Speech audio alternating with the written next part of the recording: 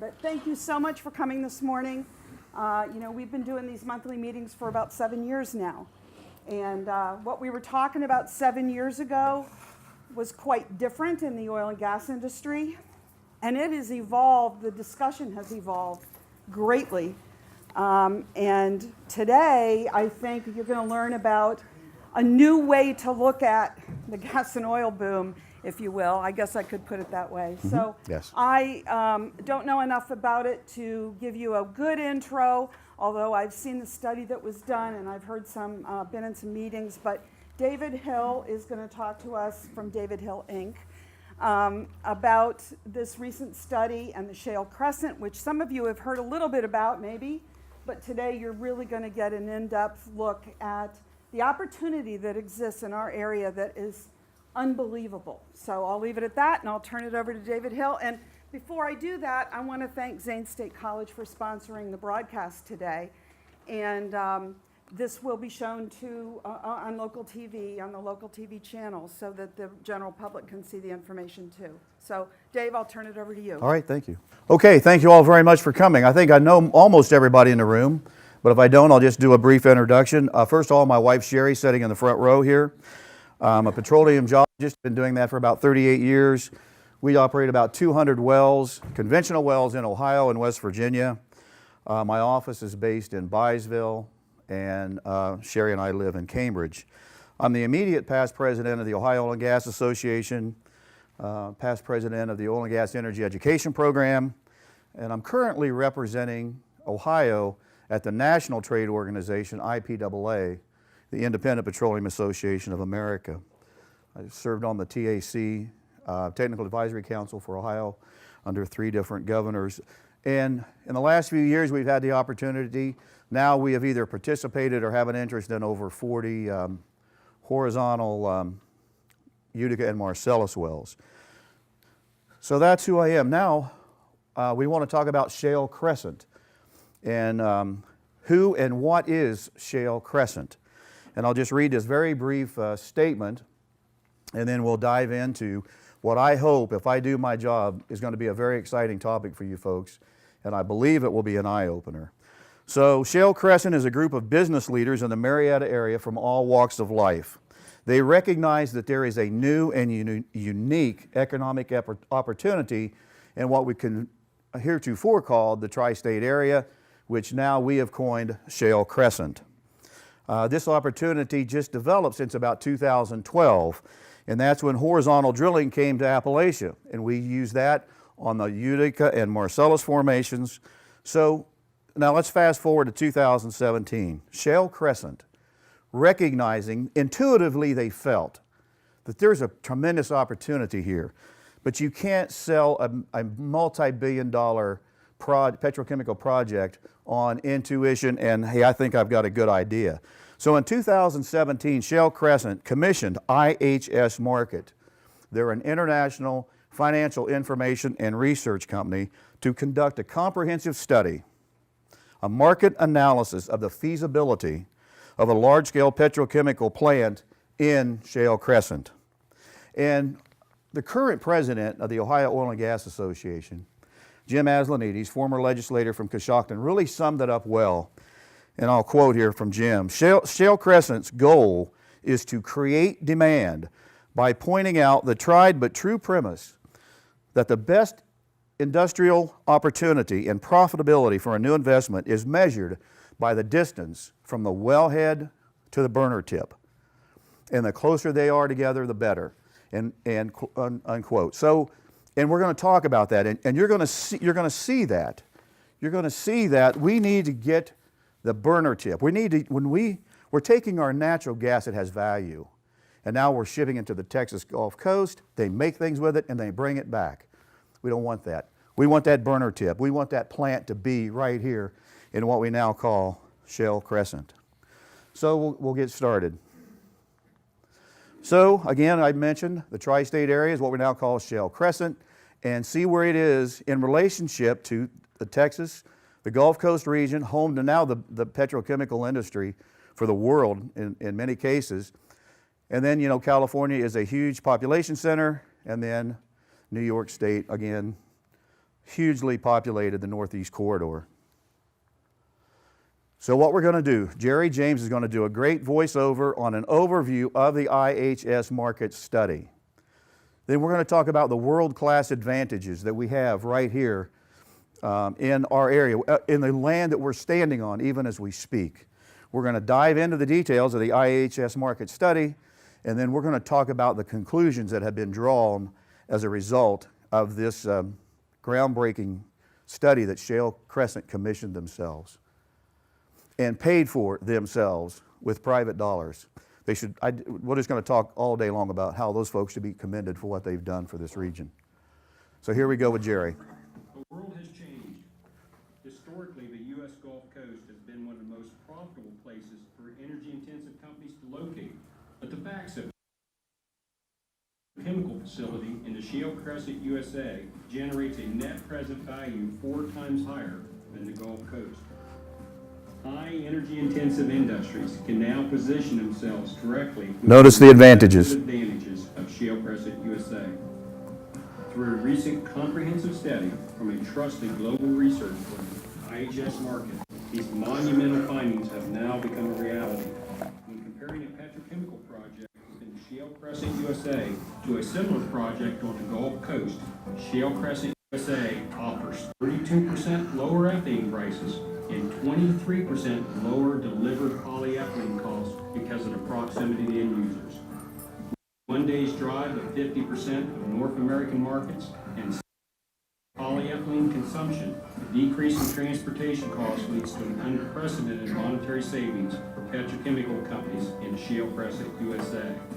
These cost savings, simulated over a period of 20 years, result in a net present value cash flow advantage of $713 million, or a pre-tax cash flow advantage of $3.6 billion. The revolution has started. From Shale to investments from China, powerhouse players within the energy industry have already invested billions of dollars in Shale Crescent, USA. The most profitable place to build a petrochemical plant just changed. If you were thinking the Gulf Coast, you should think again. Think Shale Crescent, USA. So I think Jerry James does an excellent job of summarizing the study and what's happened. And he talked about things have changed. Things have changed since 2012. They changed without notice. Most of the people that are in the industry that we like to think were plugged in didn't realize what's happening. And we're pretty sure the general public had no idea our world changed in 2012. And we didn't even know it. It happened without notice. So Jerry talks about our world-class advantages here. We have, and we're going to talk in great detail about it, the abundant natural gas we're sitting on between the Utica and Marcellus shales, proximity to market. He talked about how we're closer to the Northeast Corridor than they are in Texas or anywhere else. And something else we kind of take for granted around here. That's why we have the Ohio River as the backdrop for this stuff. That's from the Marietta, Ohio area, is water. We not only need water for the processing, we need water for transportation. And that's going to become real important here in a few minutes, and you're going to see that. So, natural gas production. 2010, and it's projected out through 2040. Notice in 2010, the red is the Marcellus and the Utica. A snapshot in 2010, we were a very small part of the U.S. natural gas production. Fast forward to 2018, we're about in the high 20s for total natural gas production in the United States, and it is projected by 2040, our region will be 40% natural gas in the United States of America. Notice that we are the only area with any real growth. You know, the Permian, the Eagle Ford, the Barnett, they're all relatively flat after about 2022. The real growth is right here where we're at in Shale Crescent.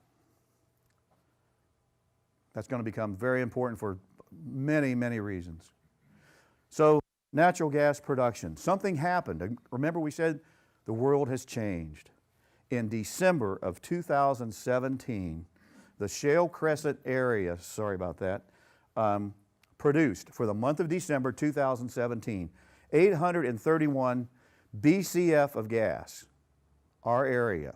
Texas was 703.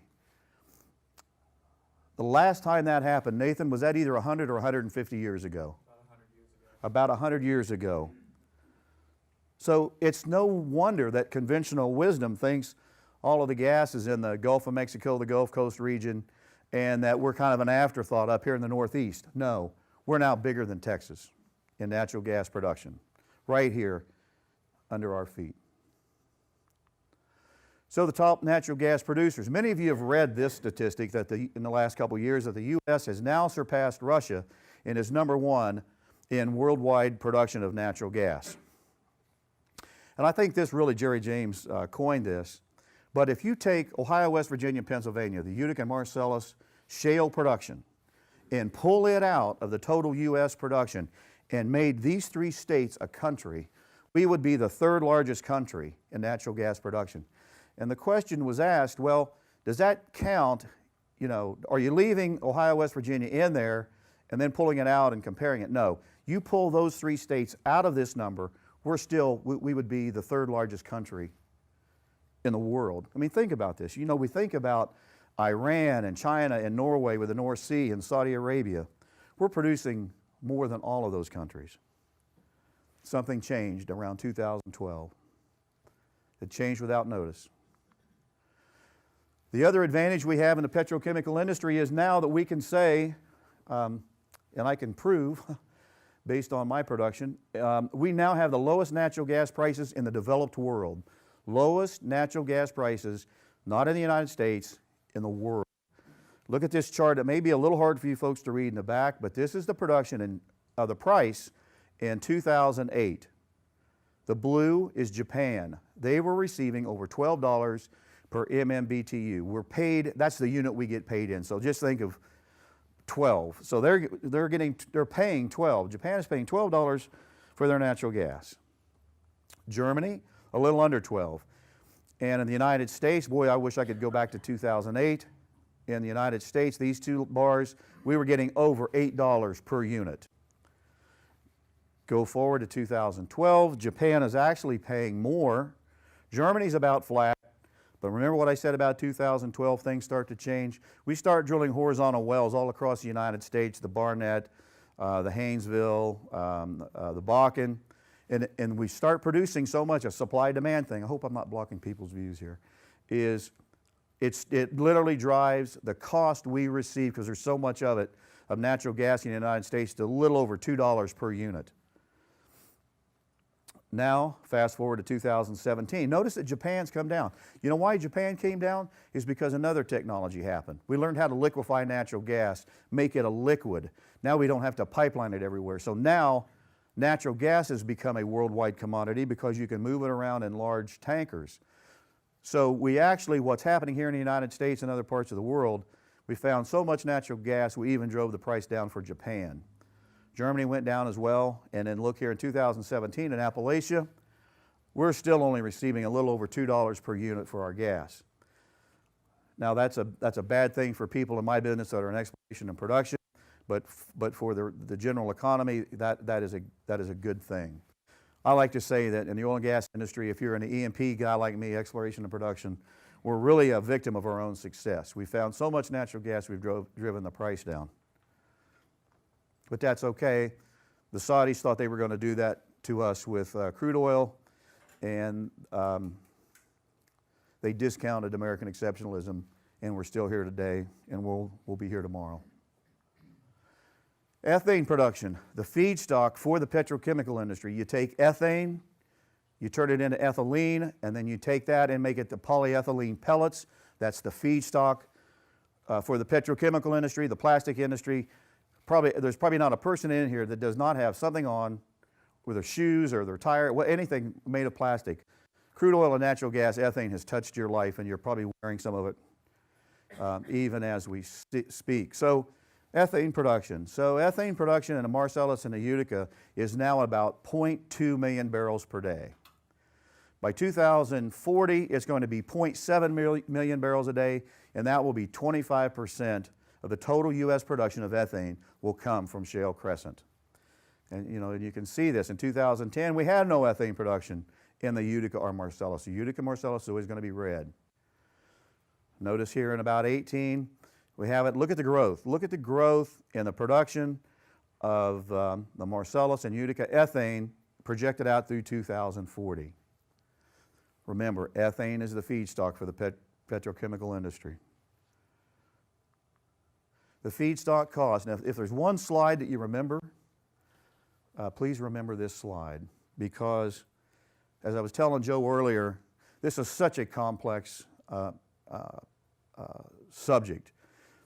And IHS Market, they're an internationally renowned financial services and analytical company, and they spent a lot of money on this study.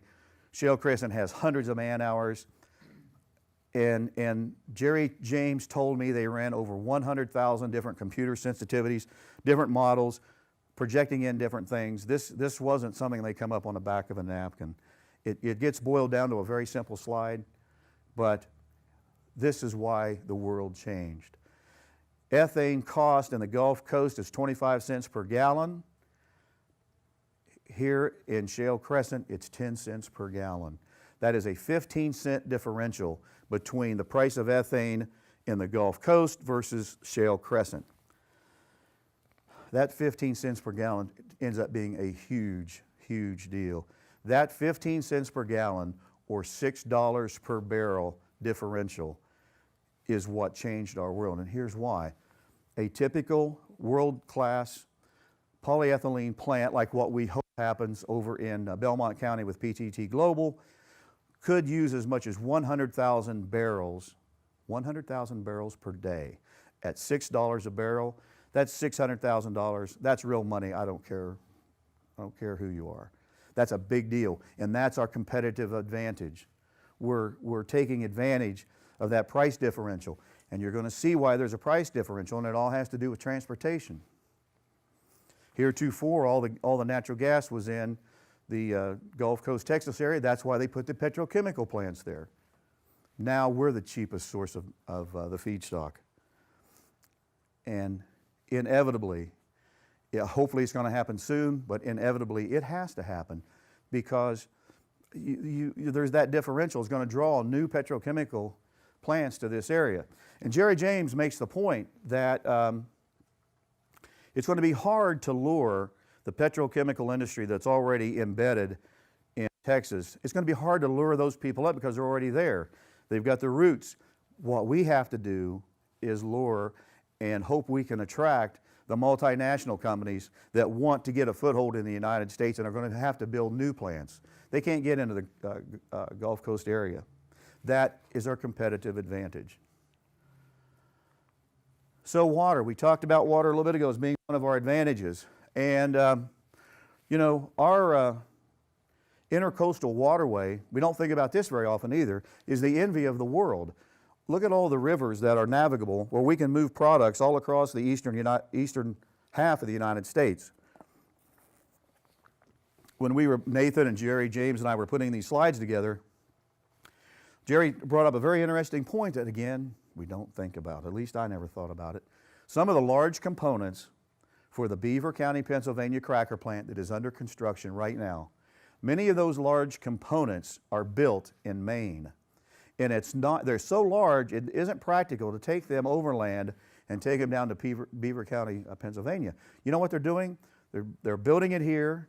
They're putting it on ships. They're coming down the intercoastal waterway, going around Florida, going out into the Gulf, coming up the Mississippi, up the Ohio River to Pittsburgh and offloading them, and then taking them out to Beaver County. If we didn't have this world-class intercoastal waterway system, we couldn't do that. Couldn't do it. It would change how we manufacture these things, which would drive up the cost, and it's all about return on investment. So one of our competitive advantages is our water, not only for the processing, but for the transportation. Jerry talked about this in his opening remark, the polyethylene market.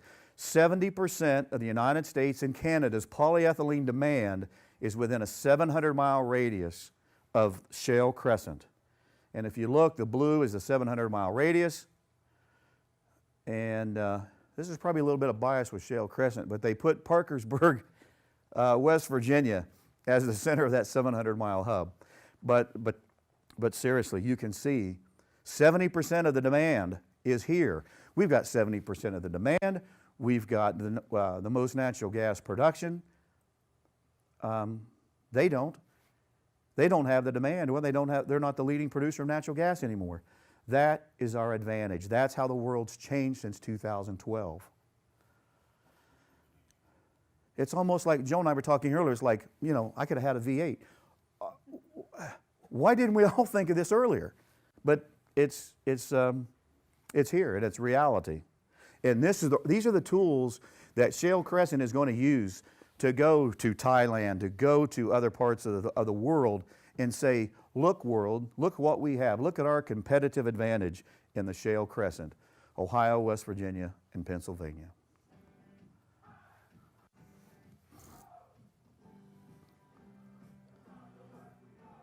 On the Gulf Coast, new ExxonMobil projects are expected to create over 45,000 jobs, and each job created by the energy industry supports 2 others in the community. Altogether, the industry supports over. Now they're talking about the Texas Gulf Coast here. These are jobs that natural gas is helping make happen, all while reducing America's emissions. Energy lives here. Okay, so in 2017, the Shale Crescent folks went down to the World Petrochemical Conference, Houston, West Virginia. Houston, West Virginia. We're going to beat these guys. That's all I can say. I'm telling you. Houston, Texas. So in 2017, Jerry James and their entourage go down there, and they're attending this world conference sponsored by IHS Market. And you know, Nathan, how many there? 1,500 people there. 1,500 people there, and you know, they're trying to get some traction. Hey, look at us, we're Shale Crescent, and not so much. But when they went back to their hotel room, that commercial was playing in Houston, Texas, 2017, and they were touting all the jobs and all the good things they were doing. And so the guys at Shale Crescent, you know, probably the best thing you can do to get them to do something is challenge them. And that commercial actually challenged them, and they said, you know what? Someday, they're such visionaries. We want to be able to have a commercial like that for the Shale Crescent saying, look at all the jobs we're bringing, we're reducing emissions, look at all the good things we're doing. That commercial actually motivated them. So then in 2017, they commissioned IHS Market, again, a globally recognized financial research and services company. They hired them to do this study. 2018, the guy at the podium represents IHS Market, and the lady there, she is a large part of the Beaver County Petrochemical cracker plant that's being built even as we speak. This guy is the engineer that is building the plant. And Joe, you and I were talking earlier, this is a whole other topic. This guy is representing Mountaineer LNG storage. That's another project that you're probably just starting to hear about, is they're going to start storing ethylene in a liquid in the ground, and that project is in Monroe County, right, Nathan? Monroe County, Ohio. That's in its infancy, but as we were talking, these plants can use 100,000 barrels a day of product. They can't stand a pipeline going down and having an interruption. They have to have storage capacity so that if there's an interruption, you don't have to shut these plants down. And that's going to have to happen too here in the Shale Crescent. So now, 2017, they couldn't get any traction. 2018, they have their study. This study was published in March. This conference was in March. Now they're on the stage with the other 1,500 petrochemical executives from all over the world, and they're telling the story of Shale Crescent. So again, remember I asked you to remember that one slide, the 25 cents versus the dime. Shale Crescent, we have a feedstock cost advantage. And cost advantages are why the most profitable place today in the world to build a petrochemical plant is right here in Shale Crescent, Ohio, West Virginia, or Pennsylvania. We have the feedstock advantage. The product is up here, not here. So, one of the main parts of the conclusion is the net present value of a cracker plant built in Shale Crescent, a $3 billion plant, will produce 4 times the amount of profit that you would do if you built that same plant in the Gulf Coast region. The net present value of a plant built here is 4 times higher than a plant built in the U.S. Gulf Coast. Net present value. So what changed? Remember we talked about 2012. Things changed. It was a total market disruption. Historically, the Gulf Coast was the major producing region, and they were the low-cost supplier of natural gas and ethane. Today, the Shale Crescent USA is the major producing region, and as we showed in our slides, we now have the lowest cost natural gas and ethane. That's what's changed. Because the advent of horizontal drilling used in the Utica and Marcellus shales.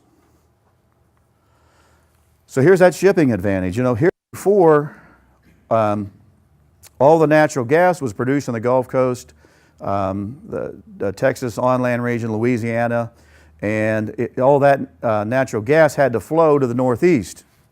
Had to flow to the Northeast because that's where the population center is. I can remember 10 or 15 years ago when I was president of the Oil and Gas Energy Education Program, I would go all over Ohio and do these presentations about oil and gas in Ohio. And one of my slides was that in Ohio we were a net importer of natural gas. We only produced about 17% of what we consumed. Now the world's changed. We are a huge net exporter of natural gas. So remember, ethane up here is 25, or 10, it's 25 down here, that 15-cent advantage. If we can bring the cracker plants from here up to here and put them and have them set on top of the natural gas, you eliminate that 15-cent per gallon, $6 per barrel, what I'll refer to as a trucking fee, a transportation fee. Put the plant up there and you eliminate that. Remember, we ran through the math. That's about $600,000 a day. Put it up here and you'll have that savings. So on this map, kind of a summary map, the red dots are the Marcellus wells. Most people don't think much about it. I don't think they do, at least. There's a large Marcellus part up in the northeast part of Pennsylvania, southwest part of Pennsylvania, and into north central West Virginia. The green is our Utica wells here in Ohio. So the PTT, or not the PTT, the Shell cracker plant, Beaver County, Pennsylvania, is right there, just off the northern tip of the northern panhandle of West Virginia. The PTT global plant that we hope is going to happen here in Belmont County around Dilly's Bottom is right there. And then that global LNG, or Mountaineer LNG storage facility is located right here. Again, here's the natural gas. This is the new low-cost source of ethane. Let's put the plants up here. Let's build these plants on top of the source and eliminate that $6 per barrel transportation fee. The other thing is I didn't talk about, and I should have, is once you ship it down to the Texas Gulf Coast region and turn the ethane into ethylene and then to polyethylene and turning into pellets, the feedstocks for the plastic industry, then you have to truck those pellets back up to where the population centers are in the northeast part of the United States. So conclusions. What conclusions were drawn from this study and what can we take away? Well, Shale Crescent USA, in addition to having one of the largest natural gas and LNG, liquefied natural gas deposits in the world, we have the other key advantages that we've already talked about. Water for processing and transportation. Look who's sponsoring our event today, Zane State College. We have and we're training a skilled and educated workforce in the petrochemical manufacturing industry. We have some experience with that here. And we're close to the market. We're close to that northeast corridor. We're a heck of a lot closer to the northeast corridor than Texas is, hence the 15 cents per gallon advantage. And we're within a 50% of the North American population lives within a 1 day's drive of where we're sitting here today. Bottom line, Shale Crescent is a world-class asset for manufacturing. Bottom line. So the bottom line conclusion is the undiscounted cash flow of a $3 billion plant built in Shale Crescent will generate $3.6 billion more. The undiscounted cash flow will be $3.6 billion more than a similar plant built in the Gulf Coast of Mexico over a 20-year period. The net present value here versus there is 4 times. You want to convert it to cash and undiscounted cash flow, you'll make on a similar plant over a 20-year period, a plant built here will generate $3.6 billion more than a plant in the Gulf Coast. So anyway, again, thank you for allowing me to do this. Shale Crescent, thank you for allowing me to present this. Jerry James is doing a presentation today in Cannonsburg, Pennsylvania. And that presentation and that conference he is attending today has to do with this LNG storage business. So that concludes my remarks. I'll be glad to take any questions and would look forward to it. Okay, that's a great question. Are we still set up to import crude oil, or are we exporting crude oil? And the answer to that question is, on crude oil, we are still a net importer. Natural gas, now we're an exporter. So we are still importing crude oil.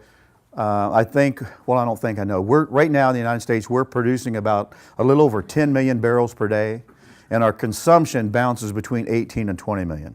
But we're at 10 million barrels a day now in production. A few short years ago, we were headed for 5, and we've been able to turn that around from 5 to 10. But we're still not there. But we are exporting natural gas.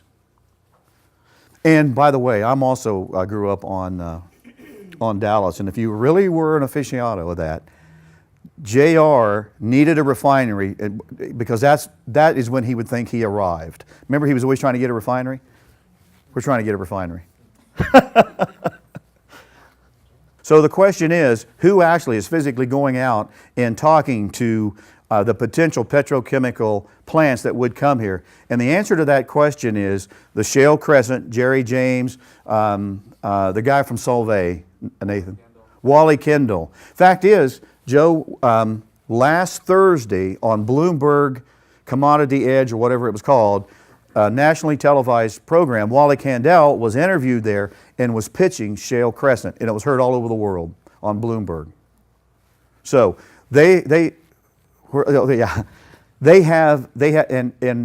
Wally Kendall runs Solvay. If you're familiar with the Marietta area, it's a huge plant, international company, I believe, and so they've got some of the best minds in this area out there selling this project. And they needed that IHS study for the credibility because they're a globally recognized company. It's like, hey, we weren't sitting in Marietta, having dinner and thought this up. They've got a lot of money in this IHS market study. And they needed that, not credibility, but that they needed that research to prove to the world that this is for real. And the question is, are we going to be able to train our people, or are we still going to have people from Texas, Oklahoma, and other regions? And the answer to that question is yes.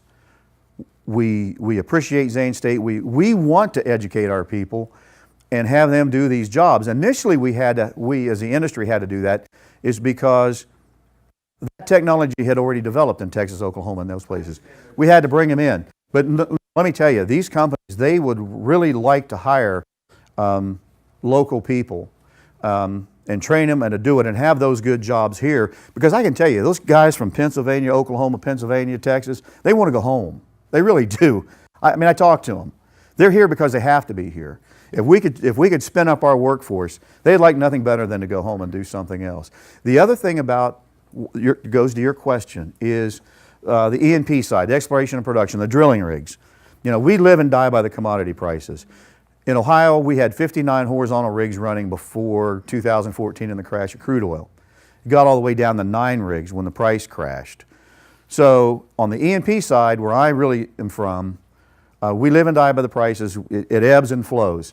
You build a $3 billion, or in the case of PTT, a $6 to $8 billion petrochemical plant. If they make that investment, those jobs are going to be there. If you would get a job at one of those petrochemical plants and you take care of your job and do good work, you're going to retire from there. And they will not be near as cyclical as the drilling rigs and that part of it. So the question is, what does the plant at Dilly's Bottom do, and how will that affect the other communities in the area? The plant in Dilly's Bottom is a cracker plant. They're going to take ethane, turn it into ethylene, and then right there on the same site, make the polyethylene pellets, the pellets that you can hold and put in a box and roll around. That's the feedstock for anything that's made with plastic. The polyethylene pellets are the feedstock for that. And that's a great question about how it will affect the communities, because that plant, the PTT plant, if it comes to fruition, and that's if, I have no more knowledge about that than anybody in this room, will have 5,000 to 6,000 temporary construction jobs that will last probably for 5 or 6 years. And then once it's up and running, it will generate 1,000 direct and indirect jobs while it's operational. So you're going to see a tremendous increase in property values around that area. You're going to see growth. Now, I understand some people like growth, some don't. There's going to be growing pains. But in general, I forget who over here said this, in Appalachia, man, we've been wanting good jobs for so long, some of us have even forgot what they're like. And these are going to be good paying jobs. And when a lot younger, when I wanted to get an oil and gas lease, I would, Sherry and I, or my secretary and I, we would go out and knock on Bill or Betty Buckeye's door at their farm. And, I'd introduce myself and say, I'd like to have a lease, and I'd like the opportunity and permission to drill an oil and gas well on your property. And invariably, you would go to these old farmhouses, and the first thing that they would do, if they were receptive, they'd invite you in, and the first thing you did, you walked over to their fireplace on the mantle, and it was, okay, now here's my daughter. She had to move to California. Here's my son. He's in New York City, and these are our grandchildren. We want there to be some day when they don't have to have the kids. Well, we want the kids on the mantle, but they want to be, well, he lives in Byesville, he lives in Pleasant City, because they've got good paying jobs right here at home, and you'll be able to keep your kids and your grandkids right here. So that's what I hope this brings to this area and how it affects those communities. I'll give you, there's going to be growing pains, and there's going to be people complaining about the traffic, but there's going to be a lot of good paying jobs, and we're not going to have to export our children so they can have good jobs. Yes. Yeah, so the statement was, she's already seeing it at Zane State University. People are being trained, which goes to your point, they're being trained, they're getting good and paying jobs, and they're probably going to be here, and we're not going to have to export those people. Yes? Yeah, if I can hop up. So what Anthony's saying is, there is not a financial barrier to getting a good education. You can go to Mideast Ohio and start your education there, and then at Zane State University, there is not a financial barrier to getting this education so that you can get a good paying job and not leave the area. You're just going to have to reach out to your guidance counselors. If you have a child or grandchild that you think should be interested in that, have them call Joe Sexton. I hope that's okay to say that, at the Chamber of Commerce. And if you have a young person in your home, or of somebody you want to motivate, the resources and the tools are out there. We'll plug you in, and I won't say don't worry about the financial piece of it, but there are pathways to get a good education. Financial support is not a barrier.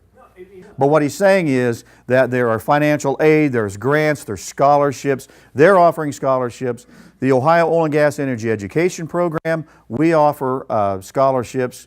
And you can get those scholarships if you get in it and do the right things. You can get $1,000 a year for 4 years. That'll pay for books, that'll pay for something. That's just one small example of the scholarships and the financial aid that is available. Don't let the money piece of that keep you from getting a good education. A small investment and an investment of time for 2 years, as was said here, that could be an investment where you make $50,000, $60,000 a year, and then upward from that for a lifetime. So. And not starting your life with so much student debt. Right, and you won't start your career with $100,000 in debt with nothing against 4-year colleges if anybody's in here, But you can. I mean, just to paraphrase what was said here is, as you said, as a person that worked at a 4-year college for many years, that a 4-year college degree is not for everybody. And I had some friends that were in college in Marietta back in the day. They were so miserable. They were there because mom and dad expected them to be there. That's the only reason they were there. And they would cry at night. They were so miserable. So don't feel like the only pathway to success is a 4-year degree and come out on the other side several hundred thousands or several tens of thousands of dollars in debt. Many professions, that's needed and that's appropriate, but there are other pathways to get that good paying job without going into debt and doing 4 years. Thanks you for bringing that up. Yeah, well, and so the comment is, and man, I just keep hearing that over and over. We've got to penetrate the schools and start touching these. That's bad. Start dealing with these young people and letting them know what's out there. Probably one of the, besides Anthony and that group, is the Ohio Oil and Gas Energy Education Program. That's what they do.